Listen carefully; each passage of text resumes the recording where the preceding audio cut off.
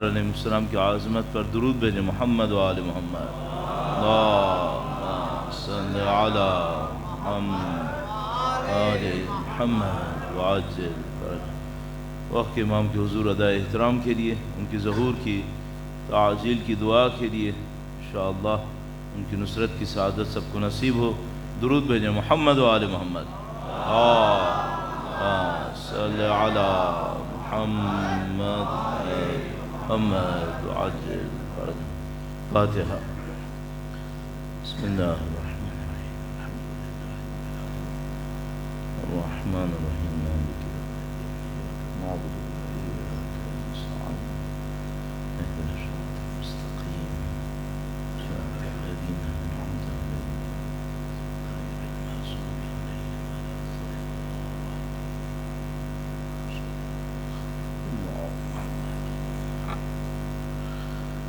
ایک بار پھر درود بھیجے گا محمد و آل محمد پر۔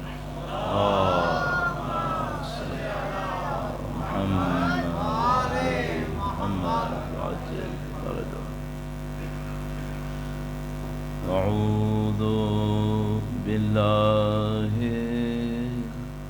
من الشيطان الرجيم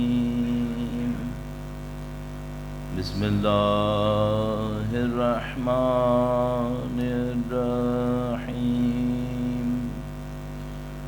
الحمد لله رب العالمين والصلاة والسلام على سيد الأنبياء والمرسلين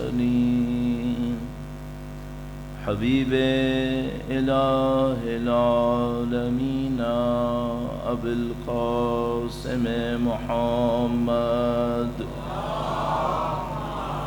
صلی علی آل محمد وعجل فرج وعلى آلہ الطیبین الطاہرین سیما بقیت اللہ فی الأراضین۔ قال اللہ تعالی فی کتابہ الکریم بسم اللہ الرحمن الرحیم ام حسبت أن أصحاب الكهف والرقيم كانوا من آياتنا عجبا۔ درود بھیجے گا محمد و آل محمد پر۔ صلی علی محمد آل محمد وعجل فرجهم۔ خدا تعالی کا انتہائی احسان، انتہائی لطف و کرم ہے، اس نے ہمیں زندگی میں بصیرت نصیب کی، اہل بیت اطہار علیہ السلام کی تعلیمات سے تعلق وابستگی نصیب کی، ان کے راستے پر چلنا نصیب کیا۔ اللہ سے دعا کرتے ہیں خدایا موت تک ہمیں، قیامت تک ہماری تمام نسلوں کو اہل بیت کے بہترین جانثاروں میں قرار فرما، ان کے وارث کے ظہور کا دن دیکھنا نصیب فرما، ان کی نصرت کی سعادت نصیب فرما، اس راہ میں ایثار قربانی شہادت نصیب فرما۔ تمام دعاؤں کی قبولیت کے لیے انشاءاللہ امام کی نظر لطف کے حصول کے لیے ایک بار پھر درود بھیجیں محمد و آل محمد پر۔ صلی علی محمد وعجل فرج۔ دین مبین میں، اسلام کے اندر جو انسانوں کی ہدایت کا طریقہ کار ہے وہ اس سے شاید کافی مختلف ہے جو معمولاً ہمارے ہاں معاشروں کو تبدیل کرنے کے لیے استعمال کیا جاتا ہے۔ دین نے بھی معاشرہ تبدیل کیا ہے۔ دنیا کے اندر جو لوگ ہیں وہ بھی معاشروں کو تبدیل کرنے کا ذکر کرتے ہیں، اس سے قاطع نظر جو ہمارے ہاں سیاست میں تبدیلی کا لفظ اس وقت استعمال ہو رہا ہے اور پوری دنیا میں یہ لفظ استعمال ہوتا ہے۔ آپ میں سے جو لوگ دنیا کی تاریخ کو تھوڑا بہت دیکھتے ہوں گے وہ جانتے ہیں کہ 250-300 سال سے یہ لفظ استعمال ہو رہا ہے کہ ہم تبدیل کرنا چاہتے ہیں دنیا کو، اور اس سے پہلے بھی انسان اپنی زندگی کو بہتری کی طرف دیکھنا چاہتے ہیں کہ ہم کسی حالت میں ہوں تو ہم کسی بہتر حالت میں چلے جائیں۔ حکومتیں کیوں بنتی ہیں؟ لوگ حکومتوں کا ساتھ کیوں دیتے ہیں؟ بادشاہوں کا ساتھ کیوں دیتے ہیں؟ کوئی بہتری چاہتا ہے؟ اسلام کون سی بہتری چاہتا ہے؟ اسلام کس بہتری کی طرف لے جانا چاہتا ہے؟ اور جس طرف لے جانا چاہتا ہے طریقہ کار کیا ہے؟ اچھا، یہ ہمارے لیے جاننا کیوں اہم ہے؟ ظاہر اس لیے اہم ہے کہ ہم جو دین کے ماننے والے ہیں، اگر ہم وہ فیض حاصل نہ کریں تو پھر ماننے والے ہونے کا کیا فائدہ ہوا؟ تو مجھے تھوڑا سا اس کے اوپر چند منٹ عرض کرنا ہے، اور پھر انشاءاللہ اپنے موضوع سے اسے متصل کریں گے۔ اپنی صحت و سلامتی کے لیے، تمام عزادارِ سید الشہداء کی سلامتی کے لیے درود بھیجیں محمد و آل محمد پر۔ صلی علی محمد آل محمد وعجل فرجهم۔ بڑی عجیب سی بات ہے یہ، شاید مجلس میں اس کا تذکرہ کرنا شاید کسی کو irrelevant بھی لگے کہ یہ بے بنیاد سی چیز۔ یہ جو ہمارے ہاں دنیا میں بڑے بڑے شہر بنے ہوئے ہیں جو مشہور ہیں ترقی کے لیے، یہ ترقی حتیٰ وہ ہے جو دنیا میں ہونی چاہیے۔ مثلا آپ نے ایک شہر، نام لینے کی بھی ضرورت نہیں ہے، سنا ہے بلڈنگز ہی بلڈنگز ہیں اس کے اندر، روڈز، بڑی بڑی روڈز، چوڑی چوڑی روڈز، بڑی بڑی کمپنیوں کے آفیسز۔ حتیٰ دنیا میں جو ترقی چاہیے وہ یہی ہے۔ تو یہ کہاں پہ ڈسکس ہوتا ہے؟ یہ آپ جائیے مثال کے طور پر سوشل سائنسز کے اندر، اکنامکس کے اندر اس کے اوپر ڈسکشن ہوتا ہے کہ بھئی یہ جو ہم کہتے ہیں، اب بالکل اسلام سے قطع نظر عرض کر رہا ہوں اس وقت، ڈیولپمنٹ، یہ ڈیولپمنٹ ہوتی کیا ہے؟ مثلا کسی ملک کی آپ کہتے ہیں اکنامک ڈیولپمنٹ، تو اکنامک ڈیولپمنٹ کا مطلب یہ ہوتا ہے کہ بلڈنگز بڑی ہو جائیں، روڈز چوڑی ہو جائیں، گاڑیاں مہنگی ہو جائیں، اس کو کہتے ہیں اکنامک ڈیولپمنٹ۔ سب جانتے ہیں کہ نہیں، یہ کھوکھلا کام ہوتا ہے، اس کو کہتے ہیں کاسمیٹک ڈیولپمنٹ، نمائشی ہے، یہ صرف میک اپ کے لیے ہوتا ہے۔ اصل ڈیولپمنٹ کیا ہوتی ہے؟ اصل ڈیولپمنٹ ہیومن ڈیولپمنٹ ہوتی ہے، انسانوں کے اندر ڈیولپمنٹ ہے۔ اچھا بھائی، انسانوں کے اندر ڈیولپمنٹ ہے تو وہ کیا ڈیولپمنٹ ہے؟ تو سمپل پیرامیٹر سے شروع کرتے ہیں، کہتے ہیں کہ بھئی آپ کے ہاں سب لوگ ایجوکیٹڈ ہوں، ویری گڈ، سب لوگ ایجوکیٹڈ ہوں، تو مثلا اتنے پرسنٹ آپ کے پاس ماسٹرز ہوں، اتنے پرسنٹ آپ کے پاس مثلا پوسٹ ماسٹر ہوں، ڈاکٹریٹ کے اندر ہوں، اتنے پرسنٹ کے پاس فلاں اسکل سیٹ ہو، تو یہ سوسائٹی دنیا کی نظر میں ڈیولپڈ سوسائٹی ہے۔ کافی ہے اتنا دنیا کے اعتبار سے۔ اب آپ نے ایک سوسائٹی بنا لی جہاں پر تقریباً مثلا فرض کر لیتے ہیں کہ 60% کے پاس ماسٹرز تک کی ڈگری ہے، اور اس سے اوپر والوں کے پاس ماسٹرز سے اوپر کی بھی ڈگری ہے ان کے پاس، صحیح ہے؟ تو آپ کہتے ہیں نہیں بھائی یہ تو ایجوکیشن میں ہو گیا نا، اب یہ بتائیں کہ ان کو امپلائمنٹ ملا یا نہیں ملا، ان کو جاب آئی یا نہیں آئی؟ تو آپ نے کہا کہ ہاں ٹھیک ہے، ہم نے انشور کر لیا کہ جتنے لوگوں نے یہ ڈگریز لی تھیں، مثال کے طور پر ان میں کوئی 15-20% لوگ تھے جن کا پڑھنے کے بعد کام کا ارادہ ہی نہیں تھا، باقی 70-75% کو ہم نے امپلائمنٹ انشور کر لی ہے، اور جن کو نہیں بھی ملی ہے تو ان کا ہم نے ایک مختلف ملکوں میں مختلف نام لیتے ہیں، آسٹریلیا میں بڑا اچھا نام ہے اس کا، پاکستانی سن کے بڑا خوش ہوتے ہیں، اس کو ڈول کہتے ہیں، تو کہتے ہیں یہ وہ ڈول ہے جس سے ہم سب لٹکے ہوئے ہیں، ان امپلائمنٹ کے اوپر ایک پیسہ مل جائے گا، ڈیولپمنٹ پوری ہو گئی۔ کچھ ملکوں کے اندر یہ جو ان امپلائمنٹ کا پیسہ ملتا ہے یہ اتنا ہوتا ہے، معذرت چاہتا ہوں معاف ہے، کہ اس میں ہفتے میں ایک دفعہ ڈرنک بھی کر لے، یہ کافی ہو گیا؟ ڈیولپمنٹ کے نام پر یہ کافی ہے؟ اب سب کو پتا ہے نہیں، کافی نہیں۔ کیوں؟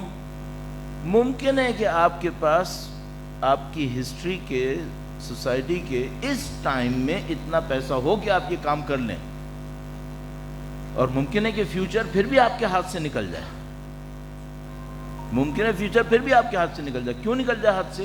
کیونکہ آپ نے بیسکس پہ کام نہیں کیا ہوگا۔ وہ بیسکس کیا ہیں؟ اب تو سب کچھ ہو گیا، سب کی ایجوکیشن ہو گئی، سب کی امپلائمنٹ ہو گئی، جو ان امپلائمنٹ نہیں ہے ان کو پیسہ ملنا شروع ہو گیا ہے، اور سب لوگ اپنی جگہ پہ سیٹسفائیڈ ہیں ظاہری طور پر. تو کہتے ہیں نہیں، اب ایک پرابلم آتی ہے.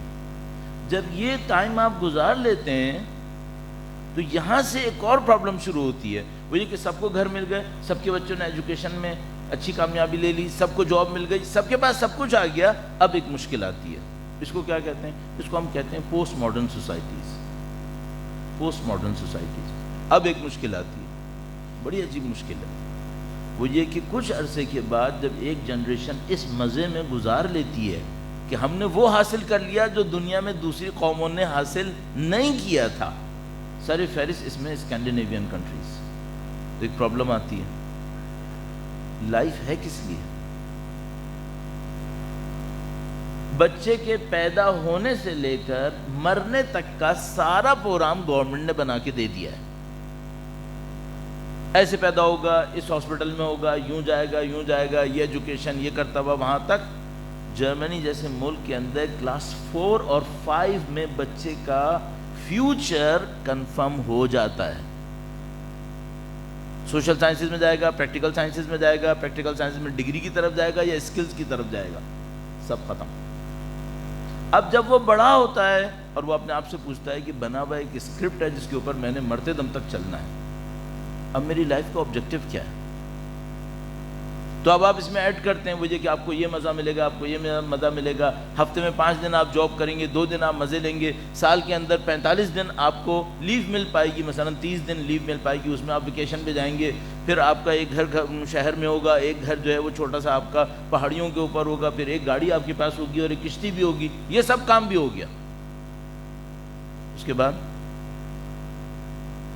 اب کیا مشکل ہے بھائی؟ سب کچھ تو ہو گیا. اب ان کے پاس ایک کوشچن آتا ہے، زندہ کیوں ہے؟ کر لیا سب کچھ، صحیح ہے. اسلام کیا تبدیلی لانا چاہتا ہے؟ درود بھیجے گا. میں 1400 سال پہلے کا ایک منظر آپ کی خدمت میں عرض کرتا ہوں. اللہم صلی علی محمد آل محمد وعجل فرج. یہاں جو ڈیولپمنٹ کے نام پہ کرے گا وہ یہ کرے گا. اب آپ آئیں دینی پیرامیٹرز کے اندر. اللہ کے نبی تشریف لائے. مکہ میٹروپولیٹن ٹائپ کا ایک شہر تھا. وہاں سے اللہ کے نبی نے بڑے بڑے تاجروں کو اپنے ساتھ لیا، ان کو مائیگریٹ کروایا، ان کو ایک گاؤں کے اندر اس زمانے کے حساب سے مدینے کے اندر لے کر آ گئے. اب لوگ نیو یارک سے اٹھ کر ایک چھوٹے سے شہر کے اندر آ گئے اور وہ وہاں بیٹھے ہوئے. کیا اللہ کے نبی نے سب کو لال اونٹ پہنچا دیے؟ نہیں. اللہ کے نبی نے سب کو گھر دے دیے؟ نہیں. ان کے نزدیک ترین اصحاب اتنے فقیر تھے کہ مسجد کے ایک چبوترے کے اوپر رہتے تھے، اس کو اصحاب صفہ کہتے تھے. جب دشمن سے جنگ لڑنے جاتے تھے تو ان کی غربت کا بعض اوقات یہ عالم ہوتا تھا کہ وہ خود بیان کرتے ہیں کہ مثلا کبھی ایسا بھی ہوتا تھا کہ ہم ایک کھجور منہ میں لیتے تھے، تھوڑا سا طاقت پکڑتے تھے، دوسرے کو پکڑا دیتے تھے. ان لوگوں نے نبی کے خلاف بغاوت کیوں نہیں کی؟ کیوں نبی کا ساتھ دیتے رہے؟ کون سی ڈیولپمنٹ نصیب ہوئی تھی انہیں؟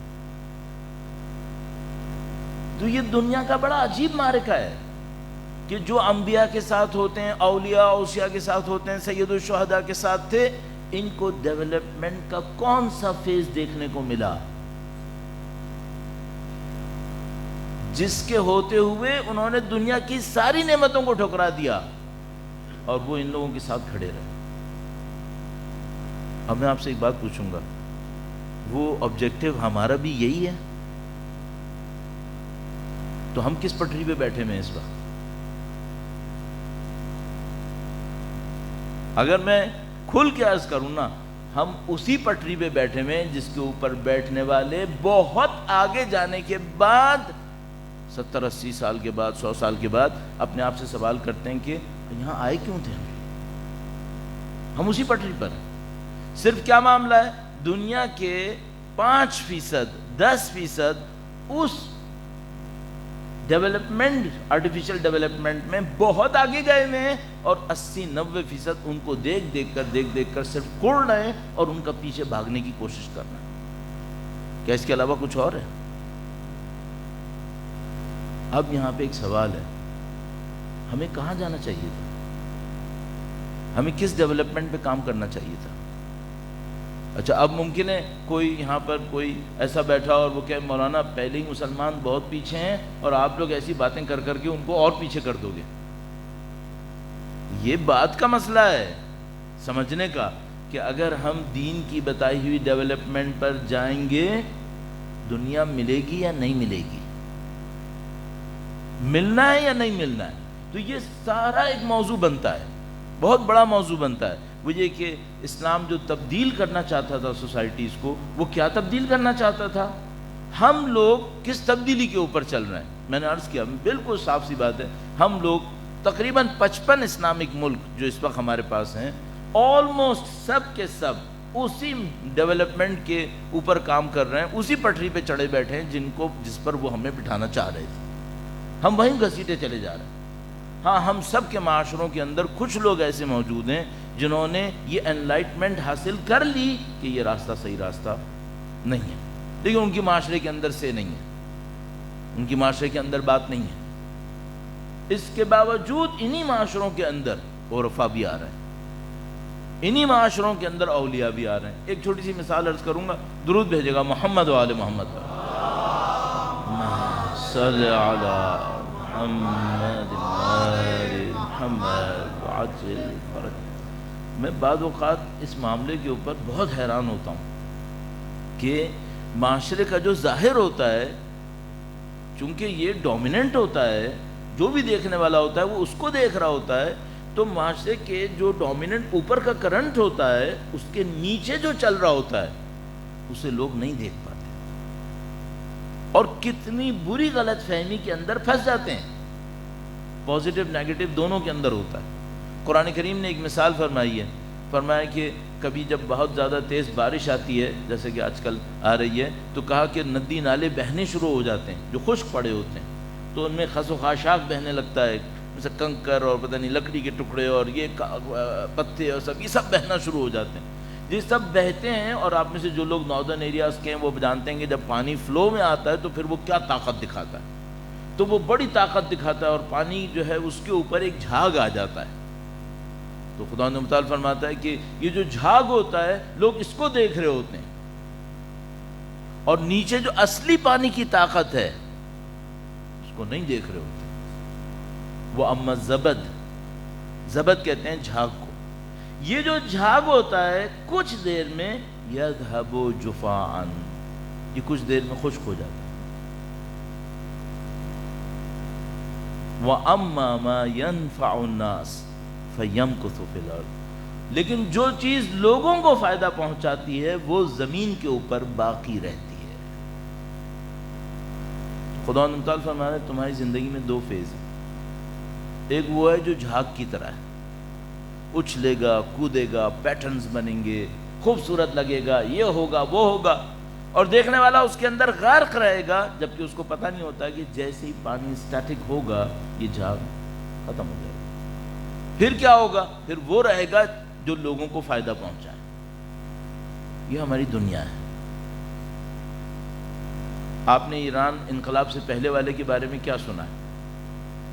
بے پناہ فحاشی تھی، بے پناہ مادہ پرستی، بادشاہ کرپٹ تھا، لوگ بے خبر تھے، غافل تھے۔ جو برائی آپ کے ذہن میں آ سکے ایک معاشرے کے اندر، یعنی تصور کیجئے کہ یہاں بیٹھ کے بتانا تو ناممکن ہے اور صحیح ہے بھی نہیں، کہ اگر آپ کو تصویریں بھی دیکھنے کو مل جائے نا جو 70s کی تھیں ایران کی، صحیح ہے، ہمارے ملک میں ابھی تک وہ فحاشی نہیں آئی ہے۔ اللہ کا کرم، خدا کا شکر، 40 سال کے بعد بھی ہمارے ملک میں وہ فحاشی نہیں آئی ہے جو انقلاب سے پہلے ایران میں آ چکی تھی۔ کہاں تھا ایران؟ صحیح ہے۔ اچھا، اب جب میں جا کر یہ دیکھتا ہوں کہ بھئی یہ فحاشی کا مرکز بنا ہوا تھا، تو وہ یہ پاپولر کرنٹ ہے جو پوری سوسائٹی کے اوپر تھا، نیچے کیا تھا؟ نیچے میں نے ابھی ایک بنا رہا تھا، ایک اپنے لیے ایک فائل بنا رہا تھا کہ جس میں آج سے 200 سال کے اندر، پیچھے 200 سال کے اندر جو بڑے بڑے عرفاء آئے ان کی موومنٹس کو میں گراف میں لانے کی کوشش کر رہا تھا کہ کون سا کس شہر سے نکلا تھا، کس شہر میں گیا تھا، کس کس استاد کی سرپرستی میں اس نے علم عرفان حاصل کیا تھا۔ جس ٹائم پر مملکت شاہ کے زیر اثر بدترین فحشاؤں کو گزار رہی تھی، اس وقت یہ عرفاء ایک دوسرے کو تربیت دے رہے تھے۔ اچھا کوئی جانتا تھا اس وقت ایران کو دیکھنے والا کہ یہاں اتنے عرفاء تربیت پا رہے ہیں؟ نہیں۔ آیت اللہ بہجت، آیت اللہ محمد حسین طباطبائی، ان کے بھائی محمد حسن طباطبائی، آیت اللہ دستغیب شیرازی، آیت اللہ مرتضیٰ طالقانی، پتہ نہیں کتنے لوگ، سینکڑوں لوگ اس فحشا کے زمانے میں ایرانی شہروں میں ایک دوسرے کی تربیت کر رہے تھے۔ اثر کیا ہوا؟ اثر وہ انقلاب ہوا۔ صحیح، ہم لوگ بہت دھوکے میں آ جاتے ہیں، جلدی دھوکے میں آ جاتے ہیں۔ اچھا یہ جو ایک دوسرے کی تربیت کر رہے تھے، کیا یہ اسی معاشرے میں نہیں رہ رہے تھے؟ وہیں رہ رہے تھے۔ ان کو مادہ پرستی تنگ نہیں کرتی تھی؟ ان کو دیکھ کے لوگ ان کو ذلیل نہیں کرتے تھے؟ نعوذ باللہ کرتے تھے۔ ان میں کون سا جذبہ تھا؟ اس وقت ہمارا ایشو کیا ہے؟ اس وقت یقین مانیے بالکل سادہ سی بات، اس وقت ہمارا ایشو یہ ہے کہ ہمارا جو شخص تھوڑا سا دیندار ہوتا ہے، معاشرہ اس کو طنز کر کر کے، ذلیل کر کر کے دین سے باہر نکال دیتا ہے۔ جو حرام نہیں کھاتا اس کو بیوقوف کہتے ہیں، جو طاقت کا فائدہ نہیں اٹھاتا اس کو احمق کہتے ہیں، اور جو ان دنیا پرستوں کی طرح نمائش نہیں کرتا اس کو بے ڈھنگا انسان کہتے ہیں۔ یہ جو عرفاء تھے انہوں نے کیا کیا تھا؟ ان کو کچھ سمجھ میں آ گیا تھا، جو سمجھ میں آیا اس کے اوپر اتنے مطمئن ہوئے کہ دنیا بھر ان کو ہمارے لفظوں میں خوار کرتی رہی، یہ نہیں ہلے، اور ان کے پاس وہ طاقتیں تھیں کہ اللہ جانتا، ایسی طاقتیں تھیں جو ہمارے ہاں کسی کے پاس اس کی مثلا سمجھ لو روپے میں 1 پیسہ بھی ہو 1% آف 100 تو وہ اچھل کے پورا بازار گرم کر لے گا یہاں پہ کہ میں یہ ہوں، میں وہ ہوں، اور ان کے پاس تھا سب کچھ، وہ ہلے نہیں تھے۔ اس کو کہتے ہیں ڈیولپمنٹ۔ آپ اس پہ کام کریں، یہ جو کام ہونا ہے یہ ہے اسلام کا تبدیلی کا طریقہ کار۔ وہ فیز آف لائف کو، جو مینٹالٹی کا سارا پیٹرن ہے، اپروچ ہے، اسے چینج کرتا ہے۔ جب وہ اپروچ چینج ہو جاتی ہے پھر ہر کام آسان۔ اب میں ایک مثال عرض کرتا ہوں عرفاء کی تربیت میں سے، درود بھیجے گا محمد وآل محمد پر، صلی علی محمد آل محمد وعجل فرجہ۔ کچھ عرصے سے پہلے ایک کتاب پڑھ رہا تھا۔ اچھا جب انسان کوئی بہت اچھی کتاب پڑھ رہا ہوتا ہے تو اس کے ٹرانس میں آ جاتا ہے، اور جہاں بیٹھو پھر وہی کتاب میں سے کچھ نہ کچھ انسان کی زبان سے نکلتا ہے۔ تو میں بعض اوقات یہ کرتا ہوں کہ کوئی کتاب بہت اچھی ہو تو میں اس کو آخری صفحے پڑھنے میں دیر لگا دیتا ہوں، اس کو چھوڑ دیتا ہوں۔ کیوں؟ تاکہ میں آہستہ آہستہ پڑھوں اور اس کا اثر جلدی میرے اوپر ختم نہ ہو۔ تو ایک کتاب مجھے ملی، اس میں کوئی 300-400 صفحے تھے۔ جب میں نے تقریباً 300-350 صفحے پڑھ لیے، میں نے کہا بس اس کا مطلب یہ ہے کہ اب میں اس کو تھوڑا سا رکھ دیتا ہوں، 1-2 مہینے بعد اٹھاؤں گا۔ یہ کتاب جو ابھی آخری ذکر کر رہا ہوں، یہ آیت اللہ سید علی قاضی طباطبائی، یہ آیت اللہ عظمیٰ مرحوم بہجت علی اللہ مقامہ شریف، ان کے استاد تھے، اور ان کے جو شاگرد تھے وہ ہیں جو اس وقت نامی گرامی ترین لوگ تھے۔ مثلا علامہ محمد حسین طباطبائی المیزان کے مصنف، آیت اللہ دستغیب شیرازی۔ اب ذرا سوچنا کہ یہ لوگ تبریز نامی ایک چھوٹے سے شہر کے، جو اس زمانے میں برائی میں پھنسا ہوا تھا، وہاں کے نکلے ہوئے لوگ تھے ان میں سے کئی۔ اور آپ جو میں یہاں بیٹھے ہیں پاکستان میں، دنیا بھر میں جو اہل بیت کے چاہنے والے بیٹھے ہیں، ان سب کے اوپر ان کی کسی نہ کسی کتاب کا کوئی نہ کوئی اثر ہوا ہے۔ مثلا جو بھی یہاں پہ بیٹھا ہوا ہے، میرے خیال میں 70-80% نے کم سے کم آیت اللہ دستغیب شیرازی کا نام سنا ہوا ہے، آیت اللہ بہجت کا نام یقیناً سنا ہوا ہے۔ کیا طاقت ہے یہ؟ نہ ان لوگوں نے اپنی ویب سائٹس کھولی، نہ ان لوگوں نے اپنی کوئی اسٹیجز بنائے، کچھ نہیں کیا، یہ سب خدا نے خود ان کے لیے کیا ہے۔ کیا تھا ان لوگوں کے؟ تو آیت اللہ قاضی طباطبائی، سید علی قاضی طباطبائی، وہ بھی ان کے رشتہ دار بھی تھے علامہ محمد حسین طباطبائی کے، تو وہ تربیت کرتے تھے، اور خود انتہائی غریب انسان تھے، انتہائی غریب انسان، اتنا غریب، میں قسم کھانے کو تیار ہوں اگر ہمارے معاشرے میں کوئی اتنا غریب ہوگا نا، آپ تو مجھے یہاں بیٹھنے کی اجازت دے رہے ہیں، اگر وہ آتے تو نہیں دیتے ہم لوگ، میں بتا رہا ہوں، اتنی غربت میں تھے۔ یعنی ایسا بھی ہوا تھا کہ کرائے کے جس گھر میں رہتے تھے اس میں مالک مکان نے نکال کر روڈ پہ بٹھا دیا تھا ان کے بیوی بچوں کو کہ جاؤ یہاں سے، اور وہ شاگرد ان کے ساتھ آتا ہے، وہ کہتا ہے کہ استاد یہ کیا ہوا؟ کہا میں نے کرایہ نہیں دیا، اس نے باہر نکال دیا۔ تو کہا وہ تو صحیح ہے لیکن یہ ہوا کیوں؟ یعنی وہ کہہ رہا ہے کہ بھائی زمین آسمان کی طاقت تمہارے ہاتھ میں آئی ہوئی ہے، تم ادھر سے اشارے کرتے ہو تو یہ ہو جاتا ہے وہ ہو جاتا ہے، یہ کرائے کے مسئلے میں کیوں پھنسے ہوئے ہو؟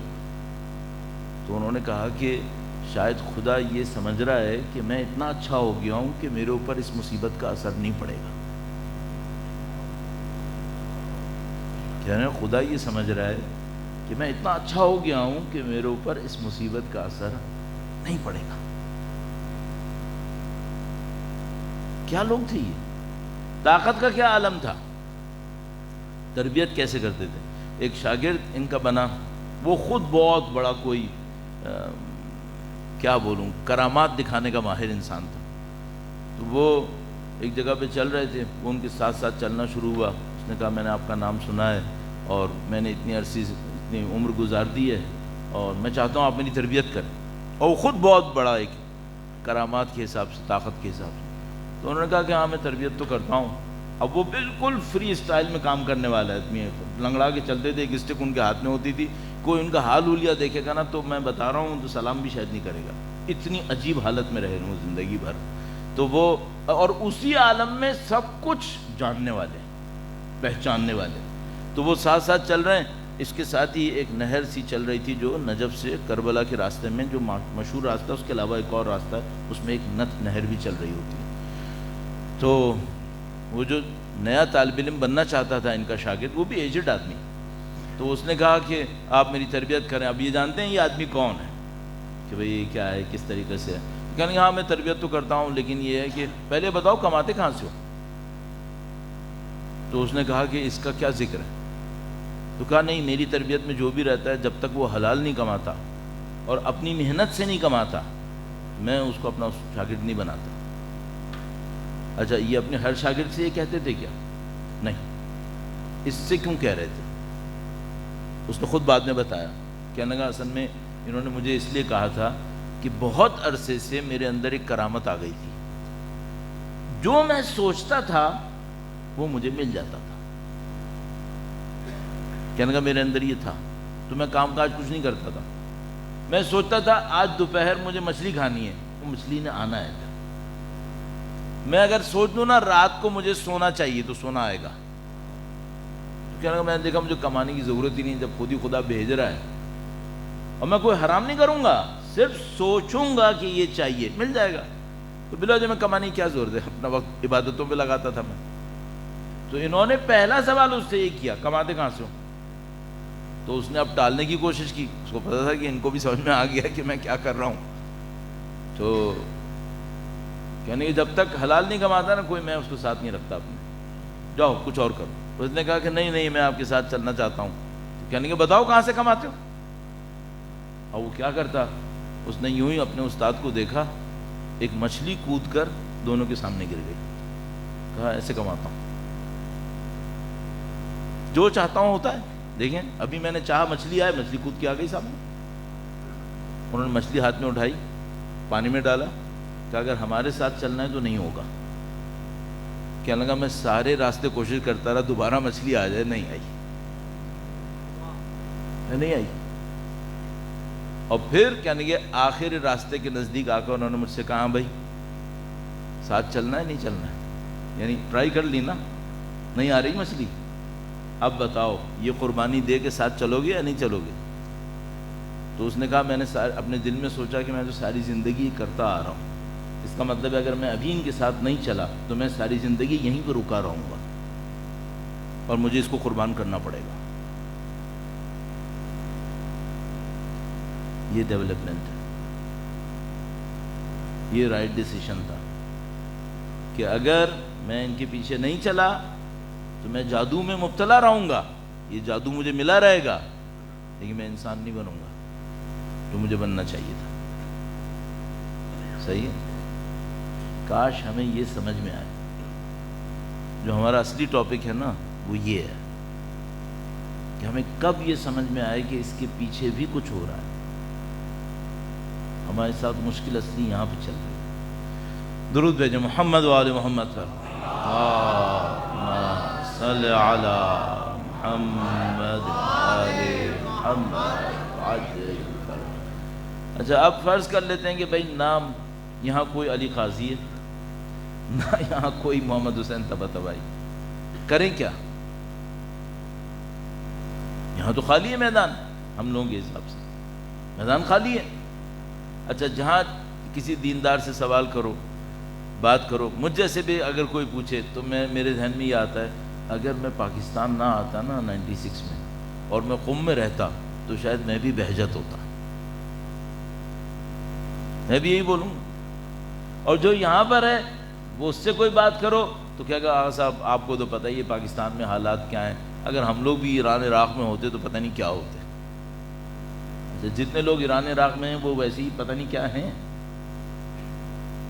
ایک سے ایک فضول انسان پتہ نہیں کہاں کہاں بیٹھا ہوا ہے، وہ کچھ نصیب نہیں ہوا تاریخ سے لے کے یہاں تک، آپ کو ہی معلوم۔ اس کا مطلب ہے لوکیشن کا اثر نہیں ہے، یہ گوگل میپ نہیں ہے کہ لوکیشن آپ کی طے کرے گی کہ آپ کہاں ہیں۔ آپ کہیں پر بھی ہوں، آپ کا جو زندگی کا سوچنے کا طریقہ کار ہے یہ طے کرے گا آپ کہاں پر ہیں۔ پہلے آپ اس کو صحیح کریں، آپ کی سیٹلائٹ لوکیشن کچھ طے نہیں کرے گی، آپ کی روحانی معنوی ترقی یہ طے کرے گی کہ آپ کہاں پر ہیں۔ آیت اللہ بہجت کے کچھ شاگرد تھے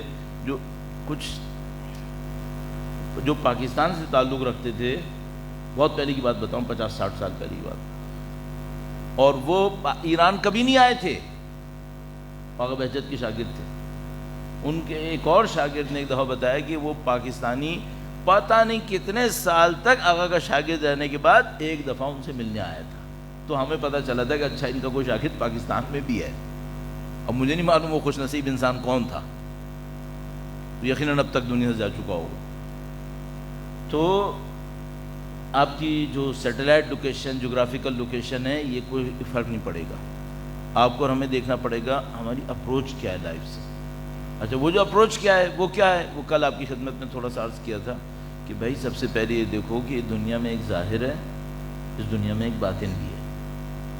اگر آپ نے اور ہم نے اس کے اوپر محنت کر لی کہ وہ جو باطن میں اچھا ہے وہ کیا ہے، تو پھر یہ ظاہر ہمیں تنگ نہیں کرے گا، پھر ہم اس کے اوپر کام کر سکیں گے۔ باتیں بہت ہو گئیں، ایک دو پوائنٹس جو ہیں وہ پریکٹیکل ٹائپ کے پوائنٹس، کیونکہ اس میں بہت زیادہ پریکٹیکل پوائنٹ دیے نہیں جا پاتے۔ فلسفی کلیئر ہو جائے تو بہت ساری چیزیں آسان ہوتی ہیں۔ عرض کرنے کی کوشش کرتا ہوں، درود بھیجے گا محمد و آل محمد پر، صلی علی محمد آل محمد وعجل فرجہ۔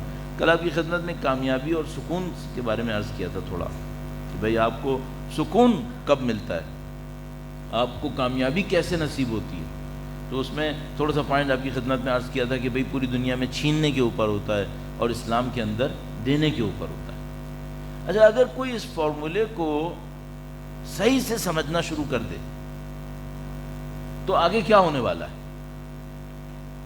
کہ بھئی پیٹرن ہماری دنیا کا کچھ اور ہوتا ہے، جو اصل میں پیچھے دین ہمیں گائیڈ کر رہا ہے وہ کچھ اور ہوتا ہے۔ ایک مثال عرض کرتا ہوں، ایک آدمی ہے، اس نے نئی جاب شروع کی ہے، فرض کر لیتے ہیں۔ اچھا وہ بہت ڈیسپریٹ تھا اپنی جاب ملنے کے لیے، بڑی مشکلوں سے اس کو کہیں نہ کہیں کوئی جاب مل گئی ہے۔ اب وہ بہت کوشش کر رہا ہے کہ میں جاب کو اتنا اچھا کروں کہ نمبر 1 یہ میرے ہاتھ سے نہ نکلے، کیونکہ اگر ایک دفعہ نکل گئی تو پھر پتہ نہیں کون سی ملے گی یا نہیں ملے گی۔ دوسری بات یہ ہے کہ میں اتنا اچھا کام کروں کہ اس جاب میں ترقی کرتا چلا جاؤں۔ صحیح ہے؟ اب یہ کیا کرے گا اس کے لیے؟ تو مثال کے طور پر اس کو اٹھنا ہے 8 بجے، پہنچنا ہے اپنی جاب کے اوپر۔ پتہ نہیں آج کل پاکستان میں جابس کے اوپر کتنے بجے پہنچنا ہوتا ہے، گورنمنٹ کا علیحدہ ہوتا ہوگا، پرائیویٹ سیکٹر کا علیحدہ ہوتا ہوگا، بزنسز کا علیحدہ ہوتا ہوگا، سروسز کا علیحدہ ہوتا ہوگا۔ بہرحال ہماری مثال میں 8 بجے پہنچنا ہے، لیکن یہاں پہ ایک مشکل آ رہی ہے۔ اگر وہ 8 بجے جاب پہ پہنچنا چاہتا ہے تو 7 بجے اس کو گھر سے نکلنا ہے۔ اگر 7 بجے گھر سے نکلنا ہے تو اس کو 6:30 بجے اٹھنا ہے، تیار ہونا ہے اور رائٹ ٹائم کے اوپر پہنچ جانا ہے۔ لیکن یہاں ایک مشکل آ رہی ہے، اول وقت نماز کا ہے 4:10۔ اگر وہ اول وقت نماز کے لیے اٹھ جائے 4:10، اب ایک مشکل ہے، وہ بیچ کے ٹائم میں کیا کرے گا؟ اگر اس کو جاب سنبھالنی ہے، فریش جاب کے اوپر پہنچنا ہے، تو اس کو 6 بجے 6:30 بجے اٹھنا چاہیے تاکہ وہ رات کی 6-6.5 گھنٹے کی نیند لے چکا ہو، اور اس کے بعد جاب پہ فریش پہنچے گا، اپنی ساری انرجیز کو جاب پہ لگائے گا اور اپنی کامیابی کے سیڑھی کے اوپر چلتا چلا جائے گا۔ اور اگر وہ یہ دیکھے کہ خدا کا نظام کیا کہہ رہا ہے، تو خدا کا نظام کہہ رہا ہے کہ اگر تم چاہتے ہو کہ خدا تمہارے کاموں کو اول وقت سنبھالے تو تم اول وقت نماز پڑھو۔ اور وہ کہہ رہا ہے کہ 4 بجے تم کھڑے ہو جاؤ مصلی کے اوپر، بلکہ 3:45 بجے، تاکہ 2-4 رکعت شب کی بھی پڑھ لو، اللہ کے سامنے 2 آنسو بہا لو، اول وقت فجر پڑھ لو اور تھوڑی سی تعقیبات پڑھ لو۔ اس سے جو تمہیں کامیابی ملے گی وہ 6:30 بجے اٹھ کے ہوشیار سوٹڈ بوٹڈ پہنچنے سے نہیں ملے گی۔ 90% ہماری آبادی کے لوگ کیا کر رہے ہوں گے؟ سکون سے اٹھیں گے۔ کتنے % ہوں گے جن کو یہ پتا ہوگا کہ اگر یہ اول وقت نماز پڑھ لیں تو اس سے کہیں بہتر ہے کہ اول وقت آفس پہنچ جائیں؟ اور کتنے فیصد ایسے لوگ ہوں گے جنہوں نے سوچا ہو کہ اگر میں اول وقت نماز پڑھ لوں اور اللہ کے دین میں بڑھنا شروع کر دوں، یہ حتیٰ اس سے بہتر ہے کہ جاب میری بہت اچھی چلے لیکن میں دین سے بہت پیچھے رہ جاؤں۔ کتنے فیصد لوگ؟ کتنے فیصد لوگ ہوں گے جو یہ سوچیں کہ اگر میں دین میں بہت آگے بڑھ جاؤں، حتیٰ جاب چلی جائے تب بھی صحیح ہے؟ یا اللہ، کوئی سننے والا یقیناً مجھ سے کہے گا مولانا خدا کا واسطہ رحم کرو، یہاں بے روزگار پہلے ہی بہت بیٹھے ہوئے ہیں۔ یہ مسئلہ ہے یا نہیں؟ اللہ کے نبی کا ایک فرمان عرض کرتا چلوں، بہت خوبصورت فرمان، درود بھیجیں محمد صلی علی محمد آل محمد وعجل علیک بالآخرہ تأتک الدنیا صاغرہ۔ تم آخرت کی پرواہ کرو، دنیا ذلیل ہو کر تمہارے پاس آئے گی۔ اللہ اکبر۔ تم آخرت کی پرواہ کرو، دنیا حقیر ہو کر تمہارے پاس آئے گی۔ صحیح ہے؟ تمام عرفاء جنرلائز کارپٹ اسٹیٹمنٹ کم سے کم 1.5-2 گھنٹے صبح عبادتیں کرتے تھے، کم از کم۔ اچھا یہ کتنے مصروف لوگ تھے؟ آپ کہیں گے مولانا یہ سب لوگ حجروں میں بیٹھے رہتے ہوں گے، بیکار بے روزگار، کھانا وانا کو ان کو دے دیتا ہوگا اس لیے یہ عبادتیں کرتے رہتے ہوں گے۔ نہیں، اس میں آیت اللہ خمینی بھی شامل ہیں جو ہیڈ آف دا اسٹیٹ تھے، کروڑوں انسانوں کی زندگی ان کے اشاروں کے اوپر چل رہی تھی، وہ بھی یہی کرتے تھے۔ اس میں بڑے نامی گرامی اساتذہ تھے جن کا کام صبح سے شام تک ہزاروں اسٹوڈنٹس کو ٹرین کرنا تھا، تربیت کرنا تھا، وہ بھی یہی کرتے تھے۔ اس میں آیت اللہ بہجت جیسے نامی گرامی عرفاء تھے جو نہیں معلوم کیا کچھ کر رہے تھے لیکن اس کے باوجود یہی کرتے تھے۔ اب ہماری نظر میں ہم اتنے مصروف ہیں اور یہ لوگ اتنے بیکار بے روزگار ہیں کہ ہمارے پاس اس کا وقت نہیں ہے اور ان لوگوں کے پاس اس کا وقت تھا. اچھا ہمارے پاس اس کا وقت کیوں نہیں ہے؟ کیونکہ مولانا ان لوگوں کو تو کوئی جاب نہیں کرنی تھی، میں تو جاب کرنی ہے نا. کیوں ہم لوگ اس طرح ہیں؟ اچھا کیا میں آپ سے یہ کہنا چاہ رہا ہوں جاب چھوڑ دیں؟ نہیں، یہ نہیں کہہ رہا. میں کہہ رہا ہوں اپنی پرائورٹی کو صحیح سیٹ کریں. تو مثلا میں کیسے مینج کروں گا اگر مجھے 8 بجے جاب پہ پہنچنا ہے اور 4 بجے والے وقت نماز پڑھنی ہے؟ رات کو مینج کر لوں، تھوڑا جلدی سو جاؤں. لیکن مولانا سارے خاندان کا ملنا ملانا اسی وقت ہوتا ہے، تھوڑا کم کر لوں. نہیں یہ کم نہیں ہو سکتا، میں صبح سے کاٹ لوں گا. اچھا اس کے بعد کیا ہوگا؟ اس کے بعد یہ ہوگا کہ میں اگر بہت اچھی صورتحال رہی تو میں صبح کو آخری وقت میں کہیں اٹھ کر ایک نماز پڑھ لوں گا، اس کے بعد دوبارہ سو جاؤں گا. دوبارہ یہ میں اچھے لوگوں کی باتیں کر رہا ہوں، ورنہ تو وہ کہے گا مولانا قضا پڑھنے میں کیا رہ جائے، زور اثر کے ساتھ قضا پڑھ لیں گے. تو میں اگر اٹھ کے نماز پڑھ لوں گا اور دوبارہ سو جاؤں گا اور 8 بجے جاب پہ پہنچ جاؤں گا تو اس میں فرق کیا پڑے گا؟ ایک فرق پڑے گا، تمہیں خدا نے برکتیں دینے کے لیے ایک وقت رکھا تھا وہ تم نے مس کیا. اب یہ جو 8 سے لے کے 6 تک یا 5 تک تم نے جاب کرنی ہے نا، اس میں جوتے چٹکھاؤ گے تب بھی وہ نہیں ملے گا جو اس وقت مل جاتا. اب یہ ہوگا، ہو رہا ہے یا نہیں ہو رہا ہے؟ اٹھا کے دیکھ لو، ہو رہا ہے یا نہیں ہو رہا؟ ہو رہا ہے. اب بھی کسی کو عقل آئے گی کام صحیح کر لے؟ نہیں. یہ وہ جو پہیا ہوتا ہے نا جس کے اندر جو چوہا گھوم رہا ہوتا ہے، ہیمسٹر ویل کہتے ہیں، کیا کہتے ہیں، یہ وہ ہے. یہ پہیا گھماتا رہے گا اور کبھی اس چوہے کو سوچنے کا موقع نہیں دے گا کہ بیٹا تم نہیں چل رہے ہو، تم وہیں کھڑے ہو، پہیا گھوم رہا ہے، تمہاری کوئی ڈیولپمنٹ نہیں ہو رہی. یہ ہمارے ساتھ ہو رہا ہے. اگر آپ کو اور مجھے اپنی ڈیولپمنٹ پہ کام کرنا ہے، آپ کو یہ جو دنیا نے ہمیں پیٹرنز بنا کے دیے ہیں، نہیں کہہ رہا بے جاب کے بغیر زندگی گزارنی ہے، کام کے بغیر. کب میں کہوں گا؟ وہ تو آیت اللہ قاضی طبع بھائی فوراً کہتے تھے سب سے پہلے حلال کماؤ، حلال کماؤ، اس کے بغیر نہیں آنا میرے پاس. جو شرط ہے اسلام کے اندر، لیکن اس کے اوپر اپنی زندگی قربان کر رہے ہو اور ان برکتوں سے اپنے آپ کو محروم کر رہے ہو جس کے لیے خدا نے خلق کیا ہے ہمیں. یہ کہاں کا انصاف ہے؟ اچھا وہ بھی صحیح نہیں ہو رہا. میں تو سوچتا ہوں اگر ہم لوگ سویڈن ڈنمارک کی طرح ہوتے جنہوں نے دنیا میں کم سے کم اپنی ویلفیئر اسٹیٹ بنا لی تو پھر قابل قبول ہوتا کہ چلو بھائی دنیا میں تو ویلفیئر اسٹیٹ بنا لی، اب آخرت بنی ہے نہیں بنی. یہاں تو وہ بھی نہیں ہے، یہاں تو اس میں بھی مصیبت میں پھنسے ہوئے ہیں. اچھا وہ لوگ جن کو ہم سمجھ رہے ہیں نا کہ مصیبت میں نہیں پھنسے ہوئے، جا کے ذرا ان سے پوچھو وہاں پہ کیا ہو رہا ہے. ایک تو 40-45 لاکھ کے ملک ہیں، وہ تو ہمارے پنجاب کی کسی چھوٹے موٹے گاؤں اگر 2-4 ملا لو گے تو ان کی پورے ملک کی آبادی ہو جائے گی. اس 40-45 لاکھ میں بھی ذرا جا کے دیکھنا خودکشیوں کا ریٹ کیا ہے، زندگی ہے کیا وہاں. تو بھائی لبے لباب میں نے آپ کا بڑا وقت لیا، وہ یہ کہ اس پہیے سے باہر آ کر ذرا سا یہ جج کرنے کی کوشش کرو یہ جو لوگ کامیاب ہوئے تھے ان کے فنڈامنٹلز کیا تھے، یہ کن بنیادوں پہ محنت کر رہے تھے.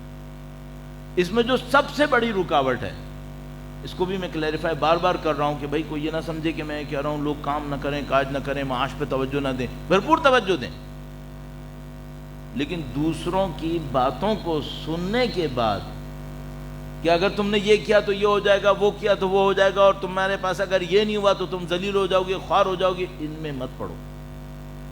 یہ دنیا کی باتیں کہیں کا نہیں چھوڑتی انسان کو. اس پہ جب تک آپ صبر نہیں کریں گے یہ معاملہ حل نہیں ہوگا.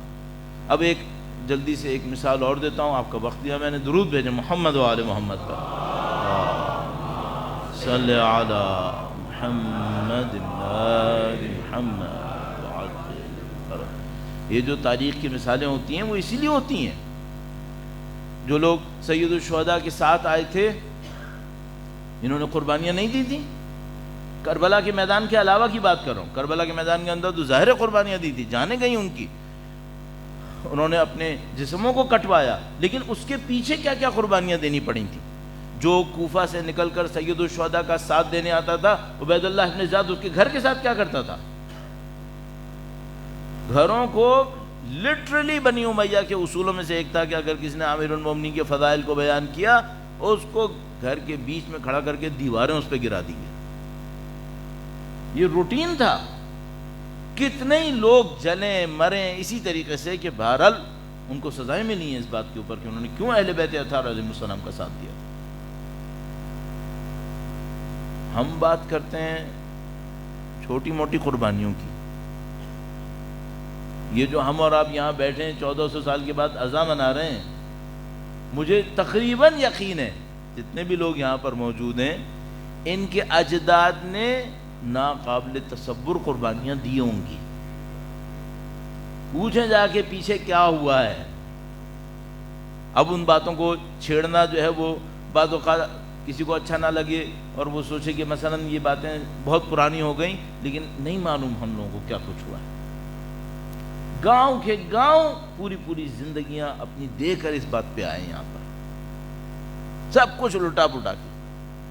ابھی بھی نشانیاں ہمارے پاس بہت ساری موجود ہیں. بہرحال تم جو لب لباب ہے عزیزان محترم، وہ یہ کہ ظاہر کا دھوکہ مت کھائیں.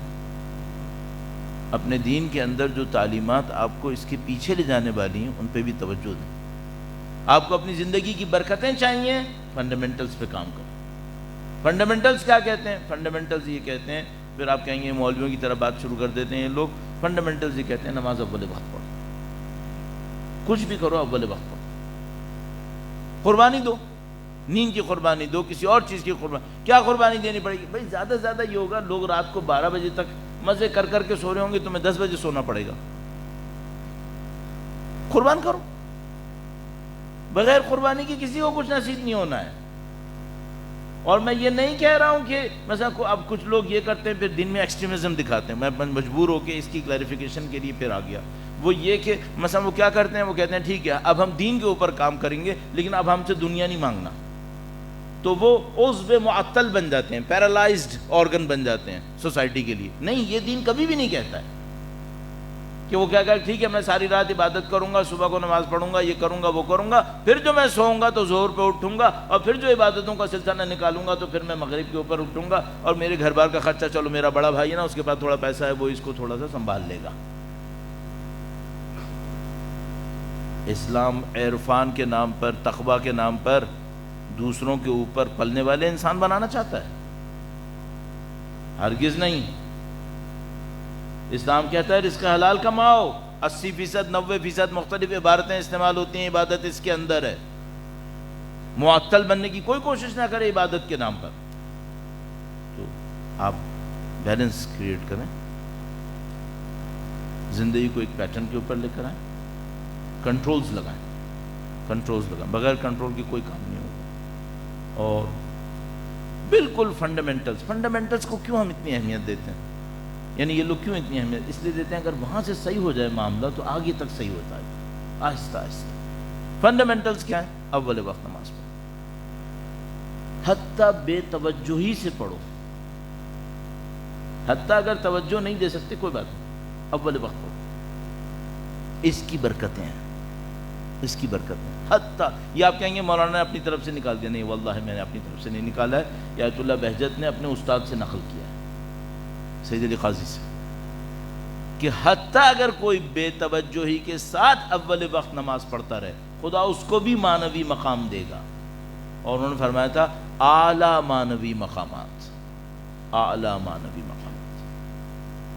اور ایک جملہ اور عرض کرتا چلوں، اور آپ اول وقت نماز پڑھیں اور اپنے دل میں امام حسین کو زندہ رکھیں. بس رزق حلال کے ساتھ، رزق حلال کے ساتھ اول وقت نماز پڑھیں، دل میں امام حسین زندہ رہے.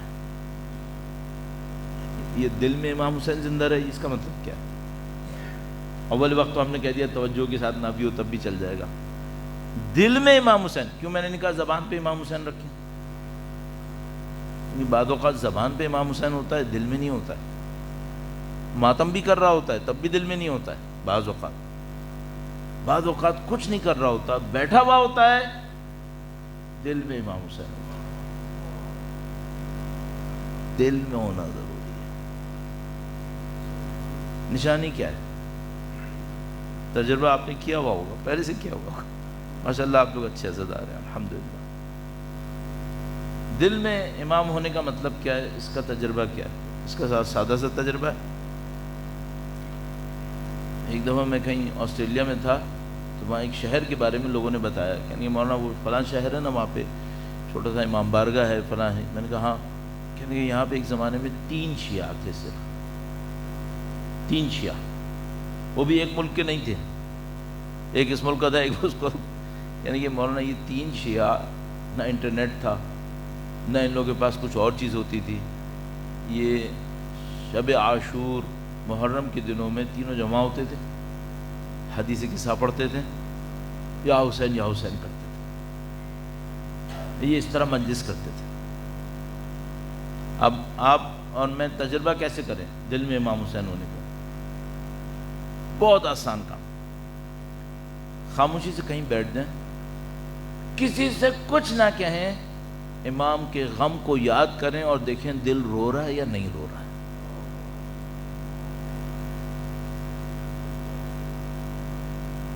یہ تجربہ ضرور کیجئے گا، خاموشی سے بیٹھ جائیں گے، کوئی کیسے نوحہ نہ لگائیں، مجلس نہ لگائیں، کچھ نہ کریں۔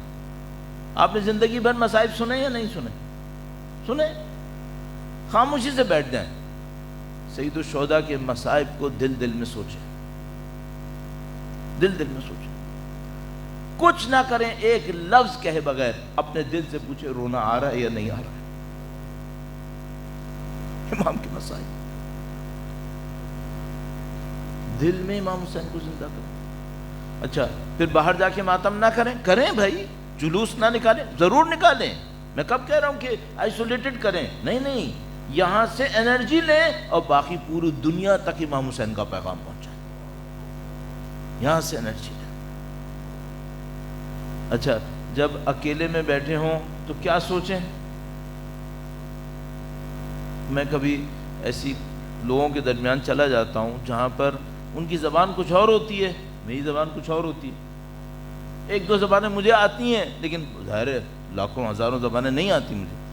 مثلا کہیں پہنچ گیا، وہ لوگ فرینچ میں پڑھ رہے ہیں، اب میں کیا کروں بھائی؟ کہیں پہنچ گیا، مثلا وہ کسی بلتستان کی کسی زبان میں پڑھ رہے ہیں، گلگت کی کسی زبان میں پڑھ رہے ہیں، سندھی کوئی بہت ٹیڑھی سی، کوئی مثلا مشکل سی کوئی ہے، سادی سندھی میں سمجھ جاتا ہوں، لیکن کوئی ایسی پڑھ رہے نہیں سمجھ میں آ رہی مجھے، میں کیا کروں؟ تو میں ایک سادہ سا کام یہ کرتا ہوں، میں وہاں بیٹھ جاتا ہوں، اور وہ جو مصائب پڑھ رہے تھے وہ تو مجھے سمجھ میں نہیں آتا، لیکن میں اپنے ذہن میں یہ سمجھ جاتا ہوں مثلا یہ مولا علی اکبر کے مصائب پڑھ رہے ہیں، تو میں اپنے ذہن میں مولا علی اکبر کے مصائب خود لے کر آتا ہوں، پھر سوچتا ہوں مجھے گریہ آ رہا ہے یا نہیں آ رہا ہے۔ یہ بہت اچھا کام ہے، یہ جو آپ کریں گے نا، یہ ماحول کے اثر میں نہیں کریں گے۔ یہ تو میں نے ابھی مثال دی جو مجلس میں بیٹھا ہوا ہوتا ہوں، اکیلے میں بیٹھ جائیں، اکیلے میں بیٹھ جائیں، کبھی ممکن ہو تو تھوڑا سا تاریکی میں بیٹھیں اور اپنے ذہن میں سوچیں جیسے آپ بھی زندان شام میں ہیں، آپ بھی زندان شام، کبھی تنہائی میں اکیلے میں بیٹھیں، کوئی سختی ہوتی ہے بعض اوقات، بہت معذرت چاہتا ہوں، بچوں والی باتیں کر رہا ہوں آپ سے، کہ مثلا کبھی لائٹ چلی جاتی ہے نا، گھر میں بڑی گرمی ہو رہی ہوتی ہے، سختی سی ہوتی ہے، اکیلے میں آپ بیٹھ جائیں اور سوچیں اگر آپ زندان شام میں ایسی سختی میں ہوتے تو کیا آپ کے مولا نے یہ سختیاں نہیں اٹھائیں کیا؟ اپنے دلوں میں امام حسین کو زندہ کریں، پھر معاشرے کے اندر آ کر کام کریں، اس کا اثر ہی کچھ اور ہے۔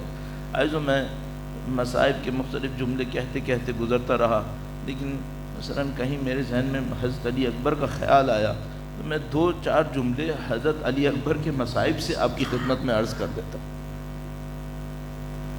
مصائب کو پڑھنا ایک لحاظ سے بہت مشکل کام ہے، لیکن مصائب کو سمجھنا بہت مشکل کام ہے، سمجھنا بہت مشکل کام ہے۔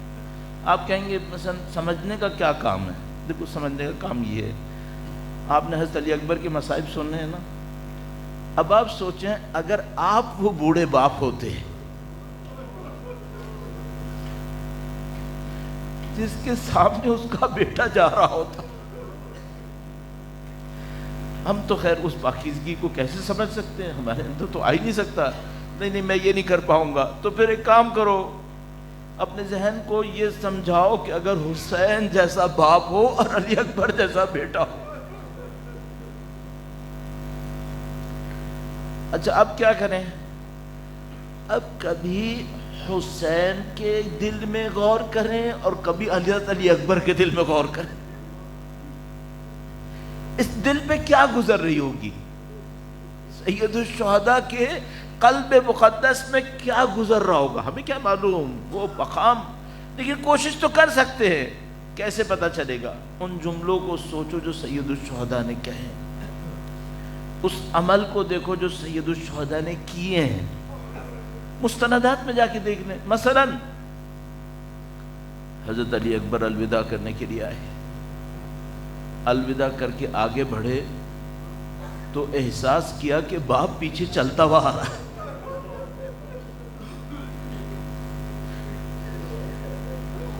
سید الشہداء نے گویا حضرت علی اکبر سے ایک جملہ کہا تھا، گہرائی میں جا کے سنیے، گہرائی میں جا کے سوچے کیا کہا اور مطلب کیا ہے، دل میں کیا ہو رہا ہوگا اس وقت۔ علی اکبر سے کہا بیٹا دشمن تک پہنچنے سے پہلے مجھے مڑ مڑ کے دیکھتے رہنا۔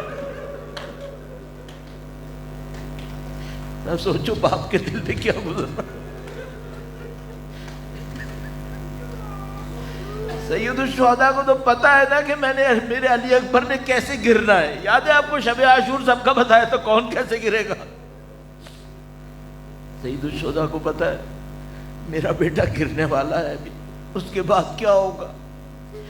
ایک یہ روایت ہو گئی، اس کے بعد ایک اور روایت ہے کہ جب حضرت علی اکبر زمین پر گرے، میں سب مصائب کو ختم کرتے ہوئے صرف 2-4 جملے، جب حضرت علی اکبر زمین پہ تشریف لائے، نہیں معلوم انہوں نے والد کو مدد کے لیے پکارا یا صرف سلام کہا۔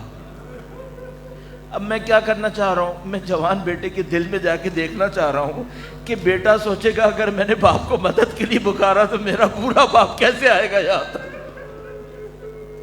تو میں مدد کے لیے نہ بلاؤں، میں صرف سلام کروں۔ دیکھو حضرت علی اکبر نے اس کے لیے کیا کیا، جب وہ پانی مانگنے آئے تھے نا تو سید الشہداء نے کہا تھا بیٹا علی اکبر جاؤ جنگ کرو، محمد مصطفیٰ تمہیں پانی پلائے گی۔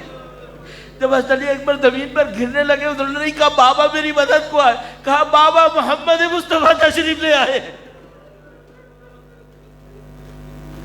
گویا شاید کہہ رہے ہو علی اکبر بابا آپ مت آئے، آپ زحمت نہ کریں، یہ دشمنوں کا نرغہ ہے، یہاں پر مت آئیے گا۔ حضرت علی اکبر کی طرف جب سید الشہداء بڑھے ہیں، ابھی دو روایت اور عرض کروں گا، میرا دل کٹ رہا ہے۔ حضرت علی اکبر جب سید الشہداء علی اکبر کی طرف بڑھ رہے تھے، ایک موقع پہ ہمارے پاس روایت پڑھتے ہیں، کہتے ہیں علی اکبر سے کہا بیٹا آواز دو تمہارے باپ کو دکھائی نہیں دے رہا۔